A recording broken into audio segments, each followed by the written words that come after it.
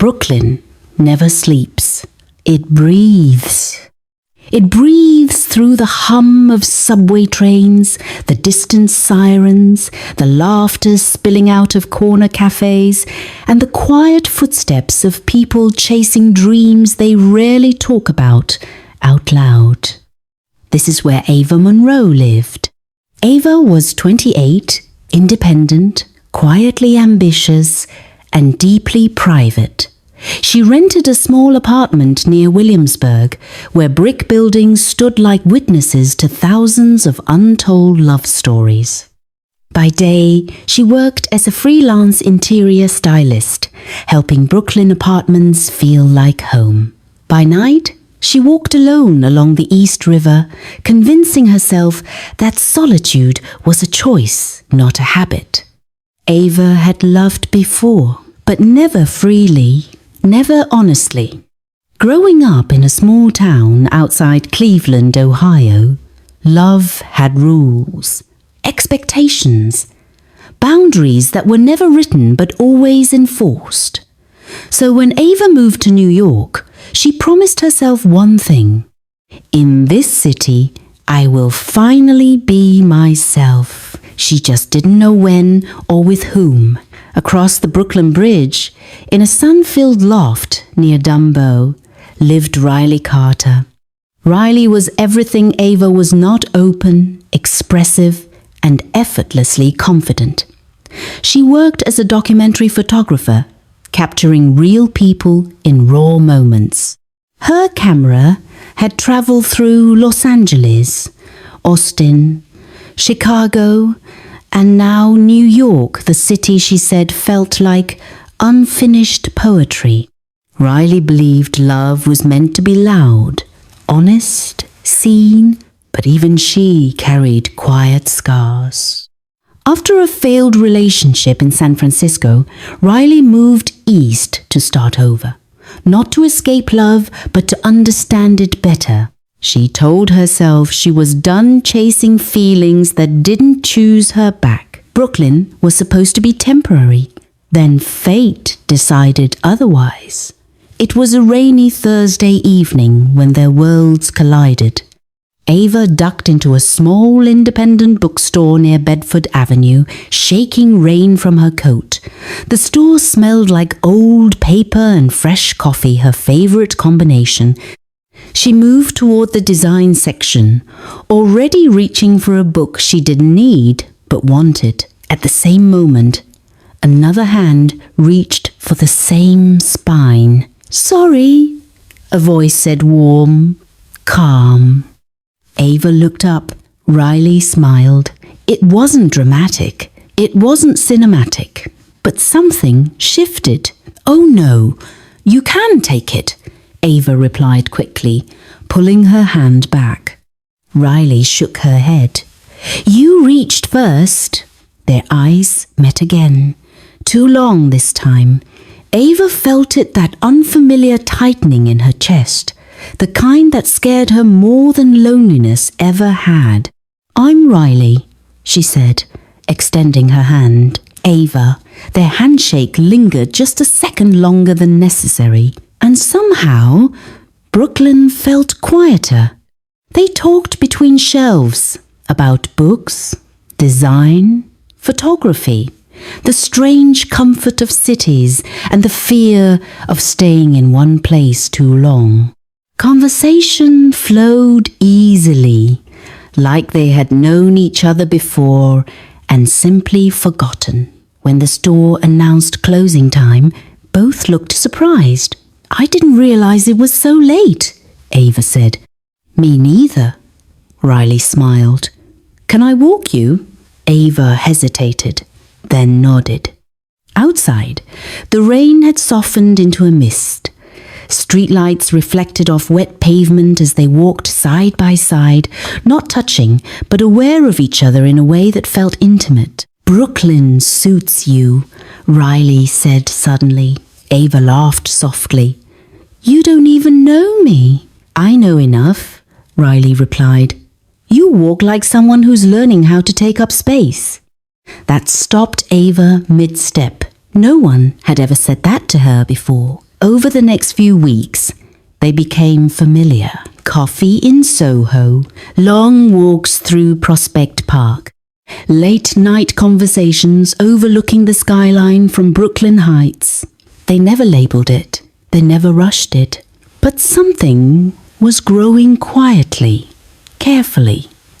Ava found herself smiling at messages before opening them.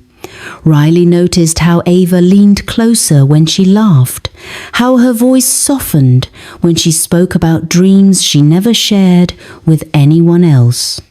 Still, fear lived between them. One evening, sitting on a rooftop as the Manhattan lights shimmered across the river, silence stretched too long. "I've never been with a woman before," Ava finally admitted, barely above a whisper. Riley didn't react, didn't smile, didn't step back. She just nodded. "Thank you for trusting me with that," she said gently. Ava exhaled, realizing she had been holding her breath. "I don't want to scare you," Ava added. Riley turned toward her fully. "You won't. I'm not here to push you anywhere. You're not ready to go." Their hands rested inches apart. The city watched.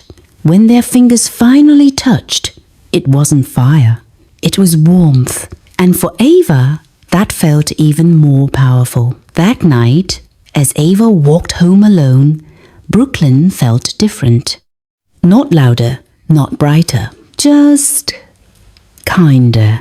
She didn't know where this story would lead. She only knew one thing. For the first time in her life, love didn't feel like something she had to hide, and under the Brooklyn sky, something beautiful had begun. When love learns to speak, love doesn't arrive loudly for everyone.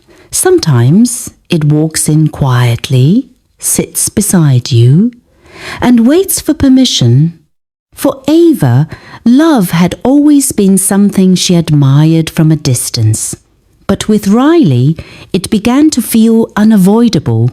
Their connection deepened naturally. No promises, no labels, just presence.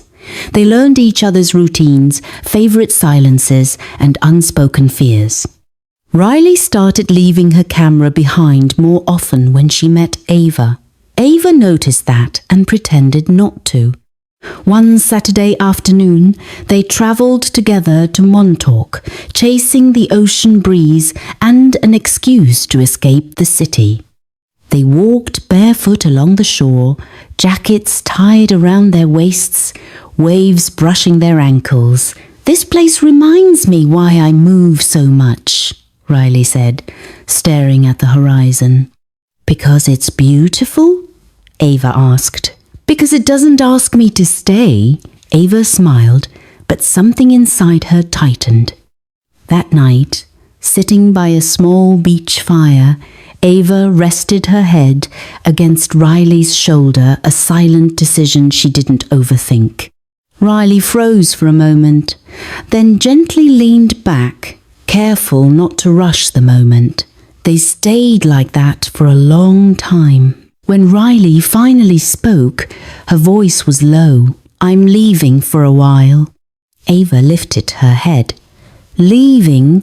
Where?" "Los Angeles. I've been offered a documentary project. 6 months, maybe longer." The fire cracked between them.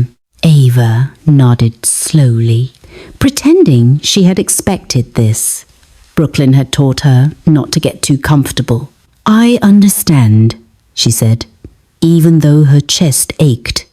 Riley searched her face. "Do you? I don't want to be the reason you don't chase your dreams." Riley reached for Ava's hand. "And I don't want to hurt you." Their fingers intertwined tighter this time. That night, they kissed for the first time. It wasn't rushed. It wasn't desperate. It was gentle, careful, real. And when they pulled apart, both knew this was no longer something they could pretend was casual. The months apart were harder than either expected. Los Angeles was loud, golden, and full of distractions. Brooklyn felt quieter without Riley. Video calls replaced walks, messages replaced touch. Ava struggled with doubt. She questioned herself, her feelings, her readiness for a love that required vulnerability. One evening, after a long day in Manhattan, Ava sat alone in her apartment and whispered words she had never said aloud before. "I'm in love with her." The realization scared her, but it also freed her, choosing love fully.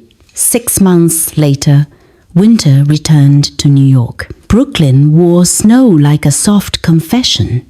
Ava stood on the Brooklyn Heights promenade, hands tucked into her coat pockets, watching the city glow under the cold sky. She wasn't sure why Riley had asked her to meet there, only that her heart had been racing all day. Footsteps approached behind her. "Ava." She turned. Riley stood there, hair shorter, eyes familiar, smile cautious. "You're back," Ava breathed. "For good," Riley said. "If you'll have me." They walked slowly, side by side. The skyline stretched before them like a promise. "I was scared," Ava admitted. "Not of you, of myself, of finally being honest." Riley stopped walking and turned to her fully. "I don't need perfect. I just need real." Ava swallowed. "Then let me be real." She took a breath, and for the first time in her life, she didn't hold anything back. "I love you. I don't want to hide. I don't want to run. I want to choose you even when it's scary." Riley's eyes filled with emotion. She cupped Ava's face gently. "I've been choosing you since that bookstore," she said softly. They kissed under the Brooklyn sky, not as uncertainty, not as almost, but as two women who had found home in each other. The city moved around them. Life continued. But for Ava and Riley, everything had changed. Love was no longer something whispered in fear. It was spoken clearly, bravely. And Brooklyn, once just a place to survive, had become the beginning of a forever. Sometimes love doesn't ask where you've been, only where you're willing to stay.